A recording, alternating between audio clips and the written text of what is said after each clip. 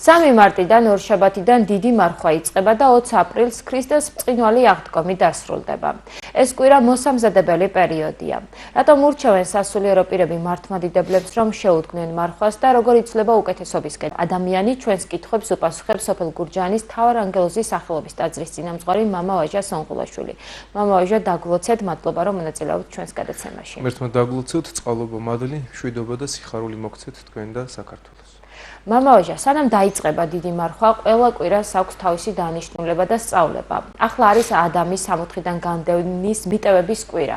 სხვა მარხვებისგან განსხვავებით, რატომ არის საჭირო დიდი მარხვისთვის მომზადება და ერთმანეთისთვის შენდობის თხოვნა? კიდევ ერთხელ მოგესალმებით და მე ესე დავიწყებდი, რომ გილოცავთ მარხვის დაწყების, ესე ვთქვათ, წინა პერიოდში უკვე რამოდენიმე დღე დარჩა და შევალთ უკვე აქტიურ, ესე ვთქვათ, ფაზაში დიდ მარხვისა.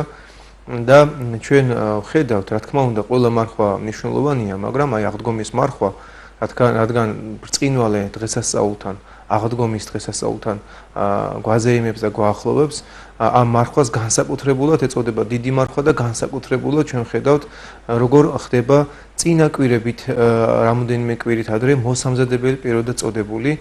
ძალიან მოკლედ ესე გავივლიდი აი ამ მოსამზადებელი პერიოდს, რომ პირველი ესე ვთქვათ, მეზვერე ფარისევლისას ვიცით, მაგრამ ჩვენ ვიცით, რომ იმის წინა კვირა არის ზაქეს კვირა წოდებული, როცა ზაქეს უნდა და უფლის ხილვა და რა მოიმოქმედა და თავისი ნამოქმედარიდან შემდეგ რა გამოიწვია მცირეოდენი ნაბიჯის რო გადადგა ღვთისაკენ, რომ ხილვა გინდა უფლისა, უფალი მოდის შენთან და უფრო მეტით შენთან შემობრძანდება და უფალი შემობრძანების დროს ხდება ადამიანის სინანული და აღიარება ცოდვებისა და თანაზიარობა ქრისტესთან.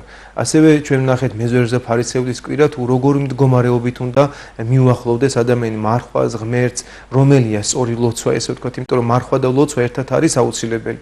რომ შენ ყველა ადამიანი აბსოლუტურად დიდი თუ პატარა ვართ ცოდვაში ჩაფლულები და ჩვენ არათუ უნდა ვტრაბახობდეთ რაიმე ჩვენი სიკეთ, არამედ ჩვენ მხოლოდ ერთს უნდა განვიცდიდეთ ჩვენი მძიმე ცოდვებს და მეზვერე მდგომარეობა, გამართლებული მდგომარეობა და ლოცვა არა ცოდვით მდგომარეობა, არამედ შემდეგი მდგომარეობა, რომელსაც ადამიანს აქვს სინანული და გულწრფელი, თავჩახრილი და ჩვენ ვიცით, რომ მკერდში მუჩს იცემდა და ამბობდა ღმერთო მილხინე მეცოდულს ამაზე შემეწყალდა, ვერც კი კადრულობდა თავის ზემოთ აწევას. შემდეგი კვირა ჩვენ ვიცით უძღების შვილის კვირა, ხო, როგორ მოგვამზადა ეკლესიამ, აი საოცარი ეკლესიის მზრუნველობა, აი დედა ეკლესია, როგორც დედა ამზადებს შვილს სადმე დღესასწაულოდ წასასვლელად და ამზადებს თითოეულ თმაღერს, თითოეულ შესამოსეს, ყველა აი ესე გვამზადებს დედა ეკლესია ბრწყინვალე დღესასწაულისთვის და ჯერ მანამდე კიდე მარხვის დაწყებისთვის. შემდეგ უძღების შვილის კვირა, როდესაც ყველა ადამიანი გავართ უძღებს შვილს, როცა უფალისგან ვიღებთ მადლს, წყალობას და ჩვენ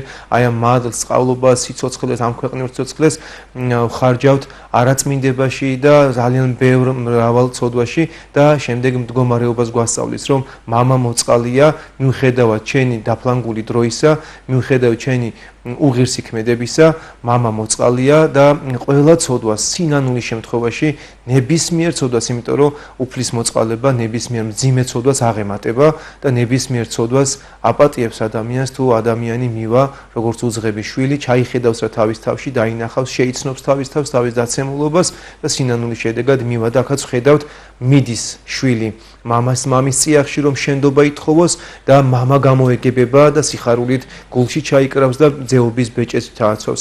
შემდეგ ჩვენ ხედავთ, ჩვენ გქონდა უკვე გასული კვირა, როდესაც 64-დან საშინელი სამსჯავროს კვირა და ჩვენ ვიხსენებთ, რომ რატომ არის მარხვა საჭირო, რომ განიწმინდო, რომ მოემზადო საშინელ სამსჯავროსთვის.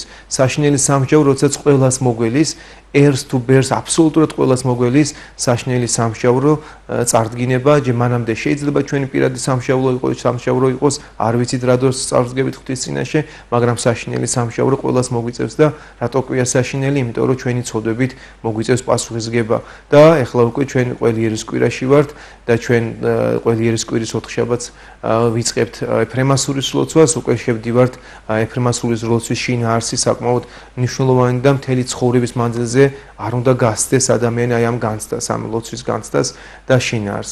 და ჩვენ ახლა ამ კვირას უკვე მოგვიახლოვდა 64-დან განდევნის კვირა და აი სწორედ რატო მარხულობთ ადამიანი, იმიტომ რომ დავბრუნდეთ 64-ში. რატოდ სამოთხეში? იმიტომ რომ ადამიანისთვის დასაბამიდან არის შექმნილი მარადიული ნეტარი ცხოვრება და ჩვენი ცოდვის შედეგად გამოვიდევნეთ სამოთხედან და ადამიანის სასწრაფოთილებას კი არ უნდა მიეცეს სინანული შემთხვევაში, რადგან სამოთხე სასუფეველი დღეს არის მონანული ცოდვილებისათვის და სინანული შემთხვევაში ჩვენ დავბრუნდებით სასუფეველში და ჩვენი მოქალაქეობა სწორედ არის სასუფეველი. აი სამოთხიდან განდევნის კვირას იწოდება, შემდეგ უკვე წუხრები მოებმის ყველა კვირა დღეს და ეს უკვე არის შენდობის წესის თქმა, ანუ ესე იგი ჩვენ ერთმანეთს შენდობას ვთხოვთ, იმიტომ რომ უნდა გვახსოვდეს, არც ერთი ჩვენი კეთილი საქმე არ შეგვირაცხება წმინდა თუ ჩვენ ერთმანეთს გულისწყრომა გვექნება და მრისხანებაში ვიქნებით და გაბოროტებულები ვიქნებით ერთმანეთს. ჩვენ უნდა ვთხოვოთ ერთმანეთს ნებისმიერი კეთილი საქმის წინაც კი, ლოცვის წინაც, რომ გაგახსენდეს, რომ ვინმე გაანაწყენე, უნდა დატოვო, უნდა მიხვიდე ჯერ შენდობა ითხოვო და შემდეგ გააგრძელო ისე ლოცვა. ასე რომ აი ესე გვამზადებს და შემდეგ რა თქმა უნდა იწყება მარხვა, რომელიც არის ჩვენი გულის, გონების და რაც მთავარია სულის განსაწმენდელი. დიახ. სხვა მარხვებისგან განსხვავებით აღდგომის მარხვა არის მძიმე. გარდა იმისა, რომ ადამიანმა ფიზიკურად უნდა იმარხულოს, არის თუ არა საჭირო, რომ თავი შეიკავონ დროის ტარებისა და წოვლებებისგანაც. რა თქმა უნდა, მარტო მძიმე მარხვაში არა, ზოგადად მარხვის პერიოდშიც უნდა ვეცადოთ, რომ რაიმე ისე დიდი დღესასწაულებზე რაღაც გართობები და ესე ვთქვათ, უნდა თავი შეიკავოს ადამიანმა და მეტი ფიქრი, სულიერებას უნდა დაუთმოს, მეტი ფიქრი უნდა დაუთმოს გაანალიზებას თუ რატო დაეცა ადამიანი, თუ რომელ დაცემაში ვარ თითოეული ჩვენგანი, როგორ შეიძლება გამოვსწორდეთ, აი ამ კითხვას უნდა სვავდეს და პასუხს უნდა იღებდეს სახარებიდან, დედა ეკლესიიდან, სწავლებიდან, ქადაგებებიდან, წმინდა ცხოვრების კითხვიდან და მძიმე მარხვაც სწორედ ამაში მდგომარეობს, რომ მხოლოდ საკვებით მძიმე და ზეთი არ მიიღო და საერთოდ საჭმელი არ ჭამო, რა თქმა უნდა ესე არა, შენი სიმძიმე უნდა გამოიხატებო და მარხვის სიმძიმე შენს ყოველდღიურ ცხოვრების წესში, რომ შენ უნდა ეცადო, რომ დაიდო წესად დილაცა გამოლოცვა, სახარების კითხვა, დაუჯდომელი იქნება, ფსალმუნი იქნება, იესოს ლოცვა იქნება, ან როგორც მოძღვარი აკურთხებს თითოეულ მრევლ სამრევლოს და თითოეულ ადამიანს და რა თქმა უნდა, წმინდათა ცხოვრებების კითხვი და სახარების კითხვით, რომ შენ უფრო მეტი დაფიქრება, უფრო მეტი სწავლა, განათლება მიიღო და შეიცნო საკუთარი თავი, დაინახო და გაგიჩნდეს გულწრფელი, გულმხურვალე, სინანული განცდა საკუთარი ცოდვებისა. მარხვას ხშირად თან ახლავს ხოლმე განსაცდელები და ადამიანი რომ არ დაბრკოლდეს, როგორ უნდა შეხვდეს ამ წინაღობებს. რა თქმა უნდა, ნებისმიერ კეთილ საქმეს ყოველთვის ახლავს წინ განსაცდელები. ახლა ბოროტუმა იცის და მარხვის ბოროტი ჩვენ თუ ვიძინებთ, ბოროტის არასდროს არ ზინავს, ჩვენ თუ ვუნდებით, ბოროტი არასდროს არ დუნდება, საკმაოდ დიდი და ბევრი ხრიკები აქვს ბოროტს ჩვენს წინააღმდეგ და უნდა გვახსოვდეს აი ამ ხრიკებს, აი ამ ქსეელებს, ესე ვთქვათ, ადამიანი გადაურჩება, რომელიც იქნება თავმდაბალი, როგორც ანტონი დიდმა თქვა, რომ თავმდაბალი ადამიანი გადაურჩება ბოროტის აი ამ ხრიკებს და ჩვენ უნდა გვახსოვდეს, რომ მარხვის პერიოდშიც ისევე როგორც ნებისმიერ კეთილი საქმის პერიოდში გამძვინვარდება და არის ხოლმე უფრო მეტი განსაცდელები, ეს იქნება პიროვნული, ეს იქნება ოჯახი, ეს იქნება ქვეყნის, ჩვენ ხედავთ კიდევაც მარხვის პერიოდში როგორ გმინავს ბოროტი და თუნდაც ჩვენს ქვეყანაშიც და ზოგადად უფრო მეტი რაღაც განსაცდელები მოდის ხოლმე. ისევე როგორც ინდივიდუალურადაც ჩვენ არ უნდა შეგვეშინდეს, პირიქით ჩვენ მომზადებულები უნდა ვიყოთ და არც უნდა გაგვიკვირდეს.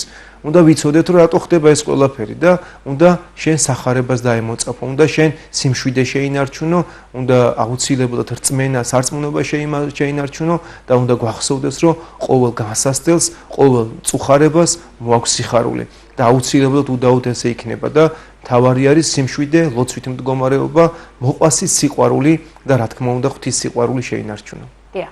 დიდ მარხვაში თითქმის ყველა ტაძარში იზრდება ხოლმე მრევლი.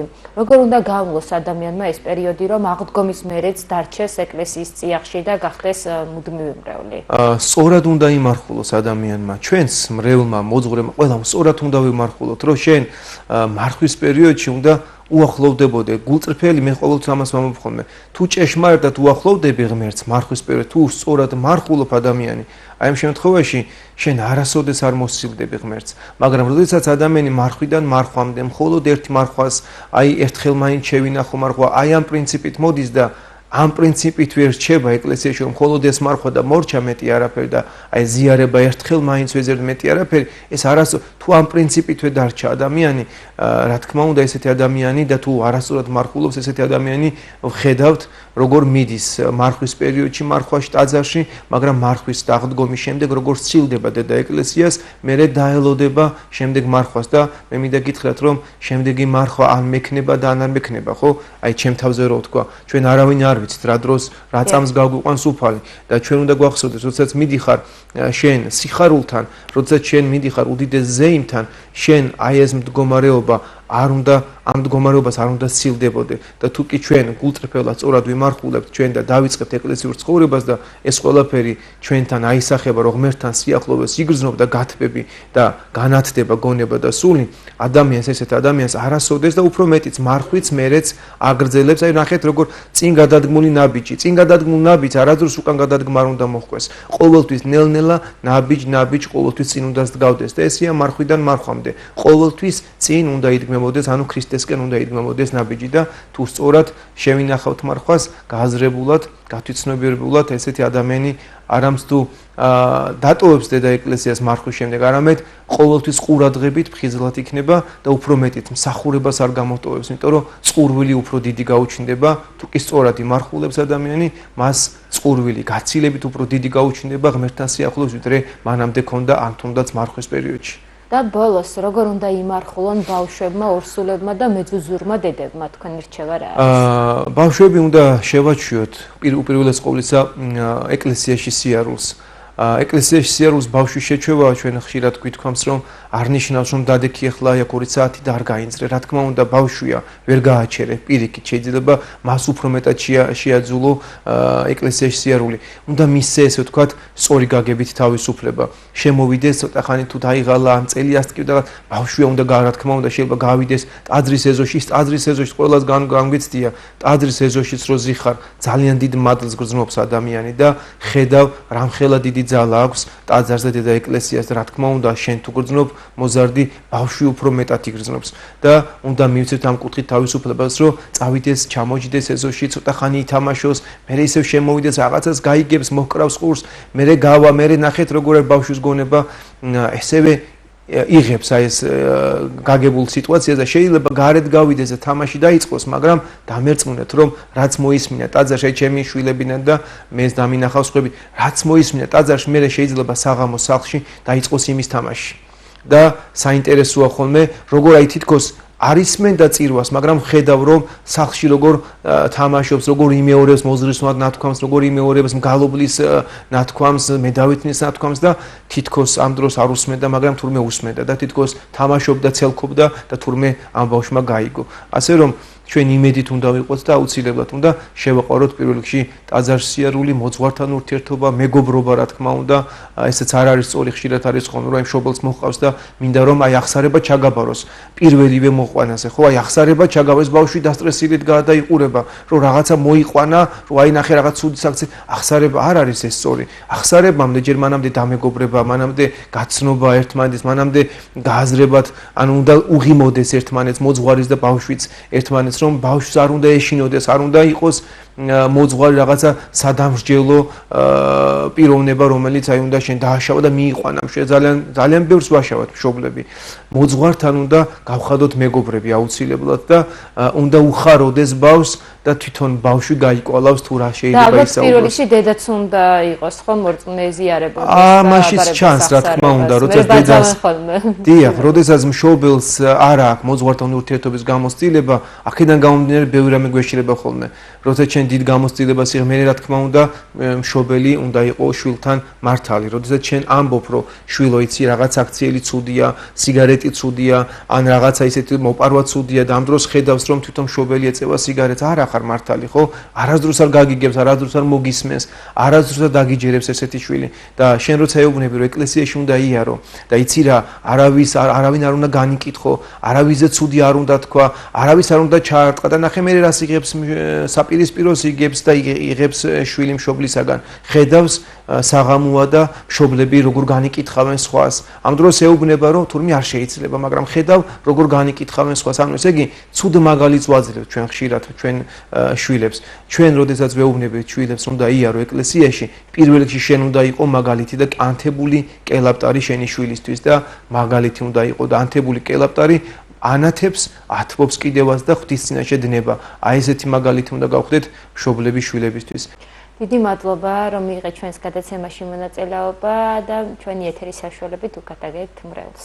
დიდება და მადლობა უფალს, მადლობა თქვენ და ღმერთმა მოგმადლოს ყველას, მარხვა სინანულისა და აღდგომა სიხარულსა და მხოლოდ ერთს დავამატებ, რაც აი ჩემ თავზე გუშინ მაფიქრებ და რომ უნდა გვახსოვდეს, რომ აი ჩემ თავზე ვიტყვი, როდის დაგვიდგება ხვალინდელი შემდეგი დღე, არავინ არ ვიცით. დაგვიდგება თუ არა არავინ არ, სწორად უნდა ვიმარხულოთ, ყოველთვის მარხვას შედეგი იქნება, როდესაც შენ იფიქრებ, რომ რა წამს მოხდება, ჩემი ამ ქვეყნიდან არავინ არ ვიცით, მექნება თუ არა შემდეგი მარხვა, არავინ არ ვიცით. ამიტომ სწორად უნდა ვიმარხულოთ და გვიხაროდეს მარხვის დაწყება, გვწყუროდეს მარხვის დაწყება და რა თქმა უნდა ვიზრდებოდეთ მარხვაში, ღმერთს უახლოვდებოდეთ, რადგან ამ ცხოვრებაში სინამდვილეში მეტი არაფერი არ არის თუ არა მომზადება შენ რომ ღმერთს უნდა შეხვდე და მარხვა სწორედ ამას აკეთებს და ყველას გისურვებ თქვენ და სრულიად საქართველოს, რომ მოგმადლოს მარხვა სინანულისა და აღდგომა სიხარულისა. ამინ.